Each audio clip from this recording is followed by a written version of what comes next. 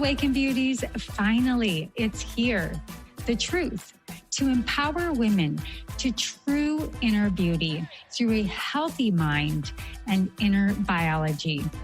I am your hostess, Cassandra Keel, a 20-year salon owner, organic beauty product formulator, positive mind management, and clinical hypnotherapist. And I am here to help you stay sane, get sleep, and bring your sexy back. Sponsored by evoquebeauty.com. evoquebeauty.com. Now, let's get to it.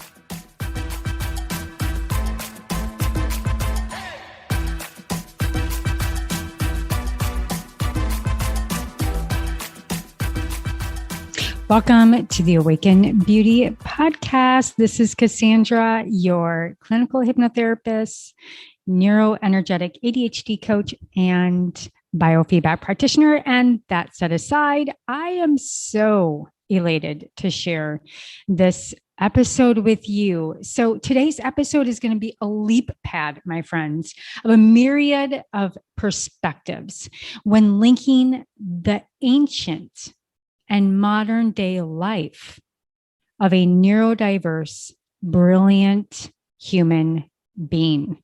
Now, when I say neurodiverse, many of you probably haven't heard of this word before, but neurodiversity kind of clumps together a lot of different aspects of different types of minds and those that have quote unquote ADHD. Now, up until approximately about 10,000 years ago, there is a blip on the human evolutionary map that human beings needed to be hunters in order to survive. Now, once agriculture was adopted, the survival landscape shifted. And existence was now predicated upon people staying in one place, doing the same tasks day in and day out in order to provide for themselves. Now, I'm going to be linking all this together, my friends. But before I do go much deeper, I really want to express that it is absolutely my passion to create understanding and a safe place, a space for those fellow empaths and adults with ADHD, diagnosed or undiagnosed, or those energetically sensitive and highly driven entrepreneurs with this existential cognitive overload so they can thrive at work, their business, at home, in their relationships, and also in our social environments. And I believe that we do this first by mastering our energetic biofield, also by up-leveling and starting to integrate the unconscious emotions and beliefs, and instill this quality of whole brain thinking and truly owning our intuition to lead and to run our operating system and finding the right modalities that work for us. Now, for me, I believe in a holistic lifestyle, functional medicine, neuroscience through neuroplasticity. But really, truly, once the energetics and the physiology is right, then we can move into all of the strategies, the systems, the routines, all the healthy habits and the hacks. And why do I care so much about women? Well, when we go into this dialogue today, I've lived, led, and pioneered, and I've made over and transformed many women in my history as a 22-year salon owner. So I've been used to creating organic and holistic ecosystems for women and seeing the patterns in my own history, as well as supporting through functional medicine internally and beautifying on the outside with our Evoke Natural products, is that it undeniably is true that I found that so many women live a life of silence and put everything and everyone else on the altar resulting in poor health, poor mental health, and ultimately resentment. So they also are a part of a growing statistic of undiagnosed executive function challenges while keeping all of these balls in the air and a life masked with this type A perfectionism to truly hide their executive function issues, which to me, the fact that 4 times more adults being diagnosed with ADHD than children tells us that our brains are on fire. So they hide their ADHD because people doubt the existence of ADHD or misunderstand its complications, which are comorbidities of anxiety, depression, and honestly, a life expectancy that can be up to 12 years shorter. So it's really important that we understand why this conversation and what science I'm going to share with you today is really important, how it impacts our life and how we can look back in the past to really come up to the future and to the present. And so women, especially my friends, we know that we work so much harder when we have complications with either comorbidities of anxiety, depression, or ADHD than the average person, because we always feel that we must compensate for our quote unquote flaws.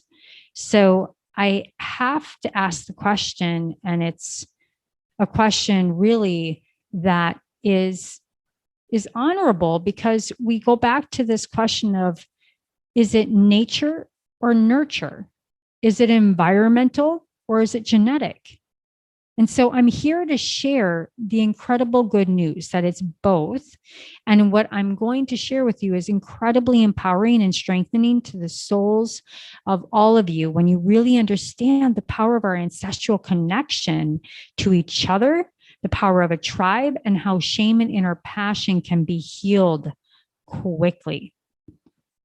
So let's open up the conversation to this cutting edge approach that I found, which isn't so new, and it's based on empirical studies. Now, many researchers confirm that attention deficit disorder, which really isn't a deficit at all, is truly genetic. It's a neurological condition that affects adults as well as children.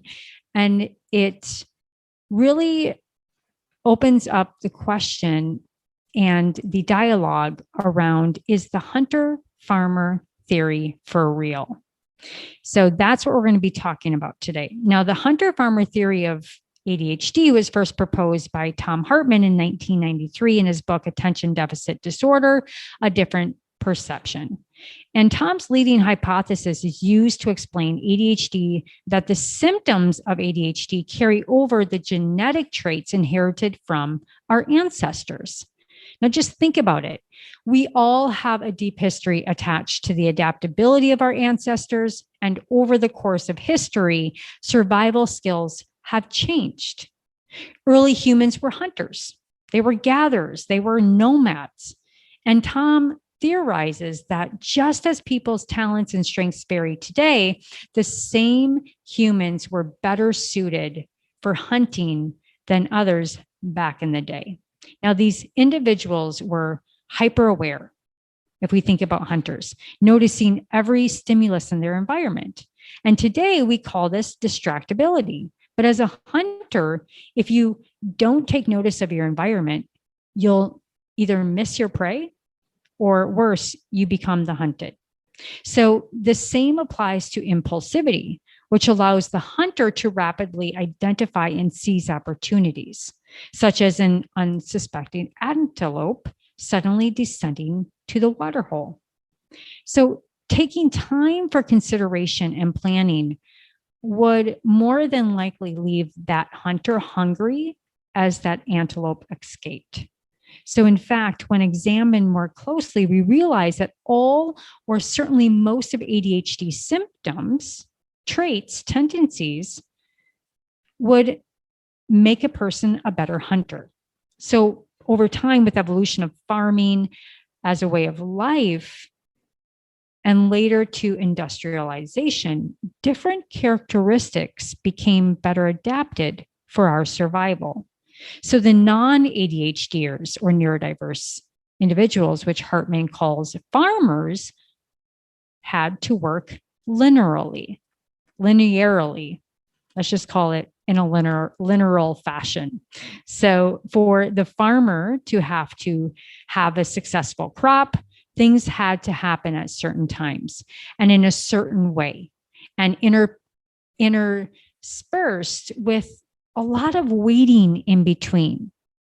And so to organize the crops to maximize their yield, farmers had to develop more of this linear thinking.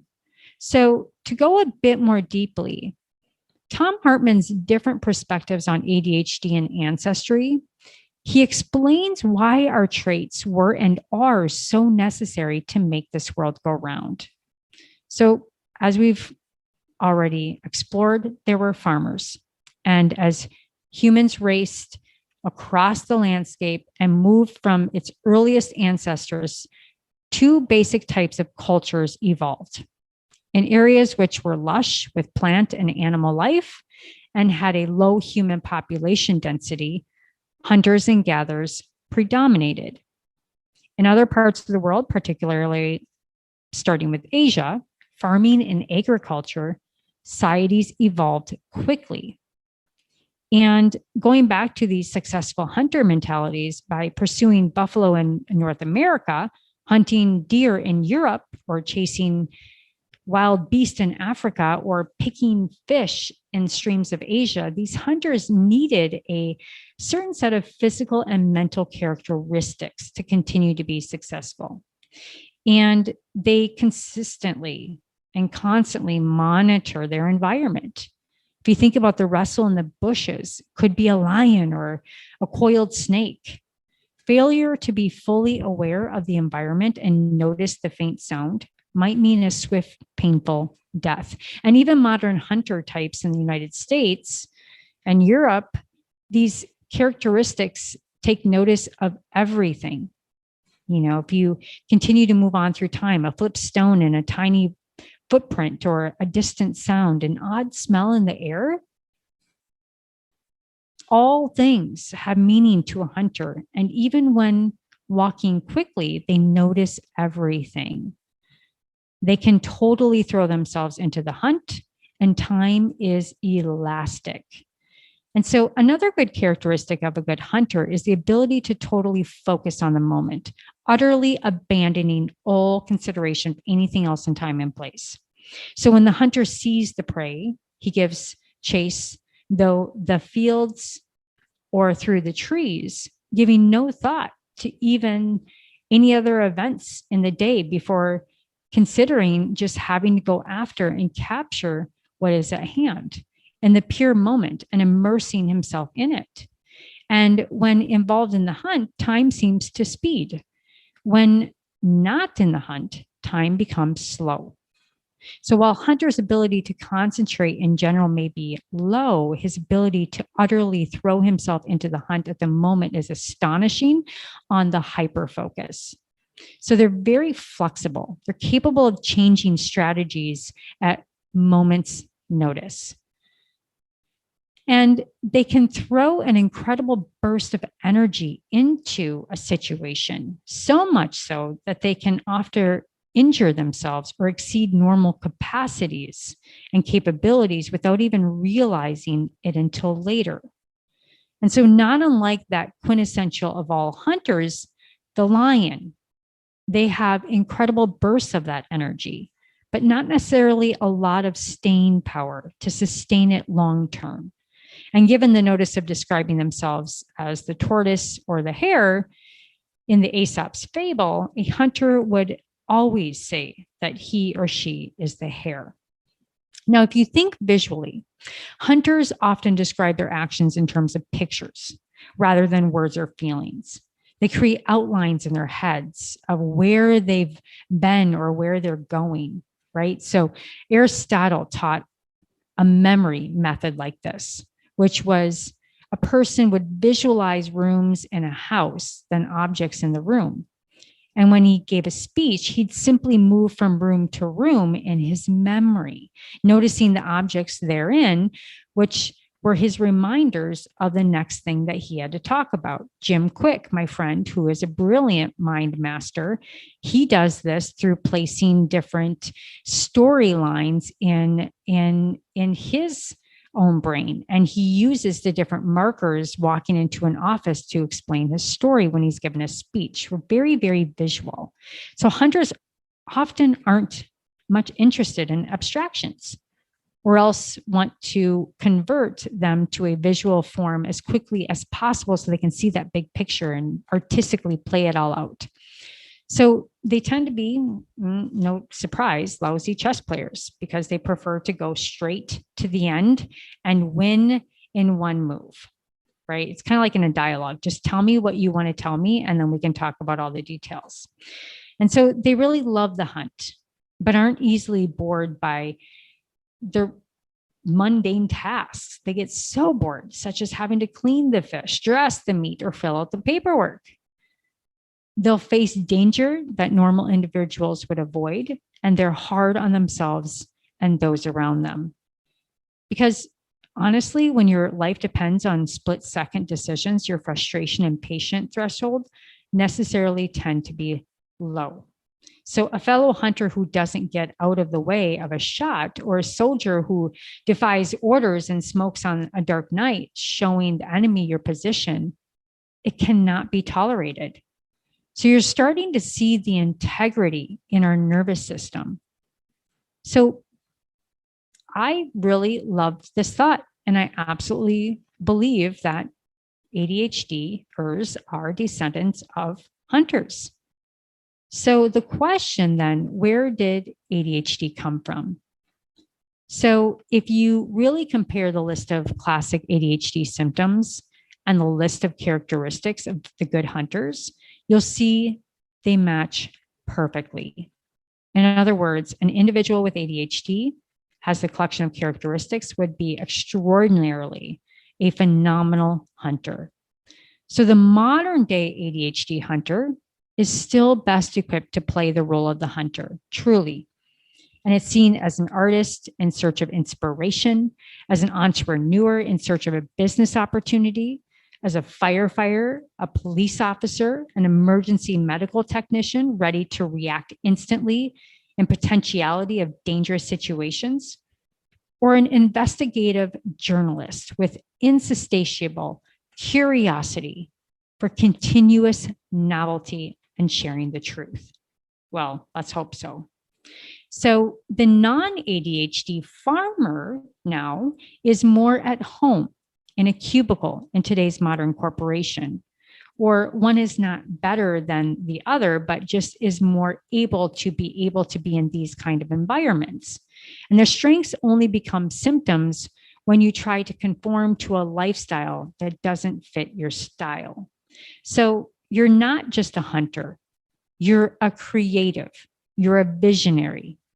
And quite frankly, you are a super conscious genius that has incredible intuition. Now, numerous brilliant people have achieved a great deal of success despite having diagnosis of ADD or ADHD, and which Ned Hallowell now calls BAST, and which I love. We need to change the word ADHD because BAST is so much more appropriate. And it's variable attention stimulus traits. So appropriate, right? So a small sample of such successful adults with BAST include David Neeleman, founder of JetBlue Airlines and the inventor of electronic plane tickets. Just think back to when plane travel meant dealing with all of the agents and finding the time to collect your printed tickets before going to the airport. What an amazing accomplishment. Now, then there's Richard Branson, the flamboyant and highly energetic owner of Virgin Enterprises, Virgin Records, and Virgin Airlines, and Virgin Radio. It's another renowned entrepreneur with numerous businesses around the world. So many others now recognize their genius lived before our time and likely had adult ADHD. And listen to me, friends, this is such a great list. Known as Leonardo da Vinci, Albert Einstein, known as the Edison gene or the Einstein gene, and Thomas Edison, Edison gene, exhibited many of these signs of ADHD. And Einstein had great difficulties in school and was very, very disorganized. Edison was kicked out of several schools and burned down the family barn with one of his inventions, but held over thousands of patents for his inventions and was keen as a businessman and an entrepreneur. So truly, adults with ADHD or VAST who play to their strengths have long distinguished themselves. And many experts agree that some of the most amazing out-of-the-box thinkers probably have been or could have been diagnosed with ADHD, or we should just say this vast variable attention stimulus trait. Whether or not they had ADHD, we will never know since they can't be diagnosed. But exhibiting some of the worst symptoms of adult ADHD, that didn't stop them. So obviously, it's not a scapegoat and used by stupid people.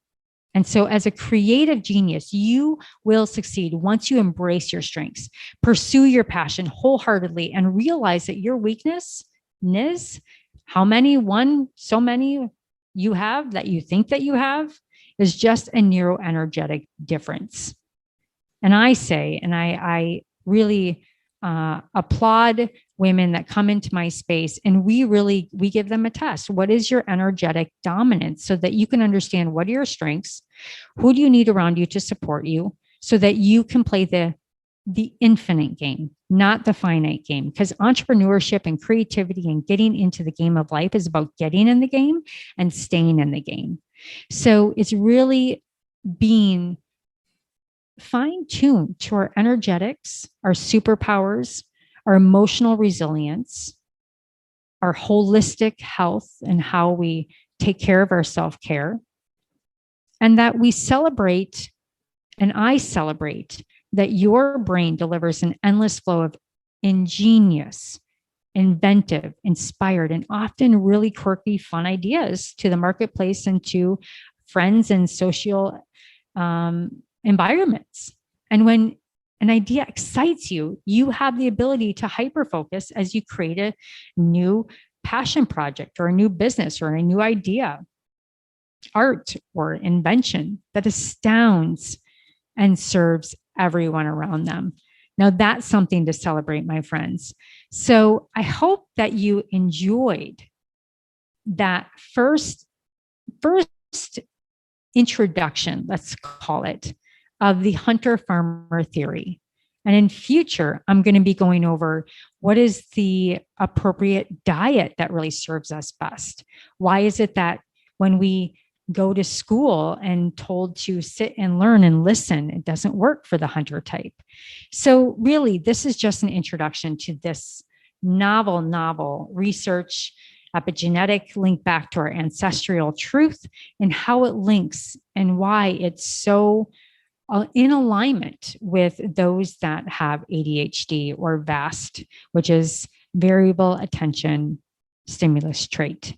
So with that said, my friends, I hope you enjoyed. Please let me know your thoughts, tag, and make sure that you share with every brilliant brain that you know. And I look forward to hearing and seeing you in our communities, and we'll see you on the next podcast. And until then, stay sane, get sleep, and always bring your sexy back.